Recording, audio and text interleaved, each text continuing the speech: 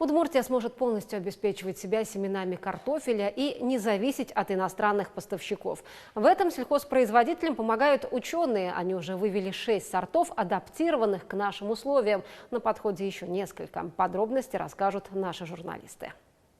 На данных полках располагаются наши сорта, которые мы ввели в культуру, чтобы оздоровить от основных вредных организмов, то есть грибов, вирусов. Здесь, в специальной лаборатории, в пробирках, научные сотрудники выращивают новые сорта картофеля. Процесс этот не быстрый, потребуется не 1 год, чтобы получить растение, максимально адаптированное к нашим условиям.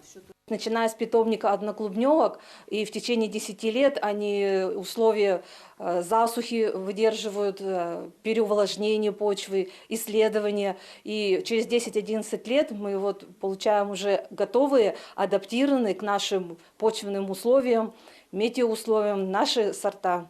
Селекционную работу в Удмуртии ведут уже более 12 лет. Выведено 6 сортов, на подходе еще 3. К примеру, вот этот пока не имеет даже названия, только номер. Испытания еще не завершены.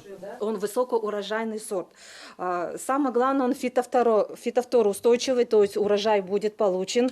Вкусовые качества у него хорошие. А еще, отмечают ученые, наши сорта более устойчивые, чем импортные, и не теряют своих свойств на протяжении длительного времени. Импортные сорта, они очень урожайные, но, как правило, 1-2 года. А потом очень быстро теряют свои качества и снижают урожайность. Это очень хорошо для западных.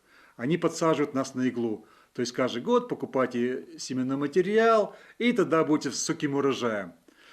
Наши сорта, они могут быть не такой степени урожайности высокой, но они не теряют этот урожай в течение большого количества времени. В планах ученых расширять площади питомников, чтобы обеспечить своим семенным картофелем наших сельхозпроизводителей. Сегодня в условиях санкций это особенно актуально.